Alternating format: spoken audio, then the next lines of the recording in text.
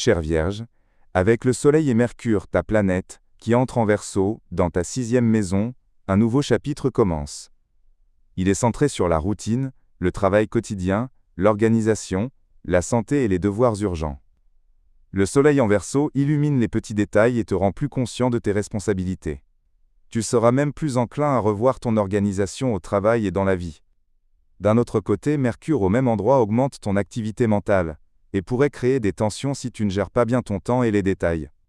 Cette phase s'accompagne d'aspects très importants qui ouvrent des portes professionnelles et de santé, mais qui apportent aussi quelques surprises et perturbations qu'il faudra gérer avec souplesse. Une conjonction entre le Soleil et Mercure est une chance d'organiser tes plans, de revoir tes responsabilités, ou de comprendre un message de ton corps. Une conjonction entre Mercure et Pluton peut apporter une forte pression mentale, qui se manifestera peut-être par de la tension interne ou de la sévérité envers tes collègues. Une conjonction entre le Soleil et Pluton met en lumière un problème dans ta routine, ton alimentation ou dans tes relations au travail. Une conjonction entre Mercure et Vénus peut apporter le soutien d'un collègue ou une chance d'améliorer l'ambiance au travail avec plus de gentillesse ou des idées créatives.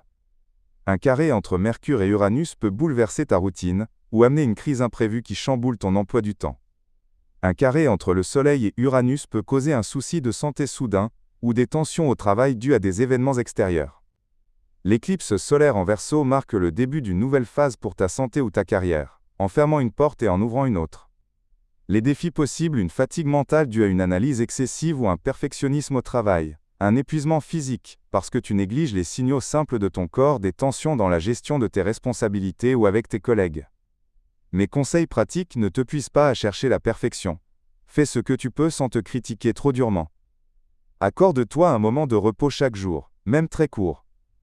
Évite de trop t'immiscer dans les détails des autres. Concentre-toi sur ton propre développement, calmement. En amour, ta concentration est sur le travail et la santé, ce qui pourrait te laisser moins de temps et d'énergie pour tes relations.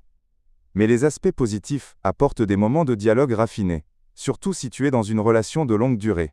Écoute, et n'impose pas à ton partenaire le poids de tes tensions internes. Pour tes projets et tes finances, c'est une période excellente pour réorganiser tes dossiers, revoir tes priorités, ou commencer un projet simple mais efficace. Surveille tes dépenses, car celles liées à la santé ou au travail pourraient augmenter. Pour ta santé, ta 6e maison est activée. C'est un appel sérieux à surveiller ta santé physique et mentale. Fais attention à ton alimentation, à ton système digestif, ou aux maux de tête dus au stress. Reporte tes examens médicaux si tu te sens fatigué. Le conseil spécial de cette période, l'équilibre entre l'esprit et le corps est le système le plus important. Organise ta vie pour qu'elle te serve, pas pour qu'elle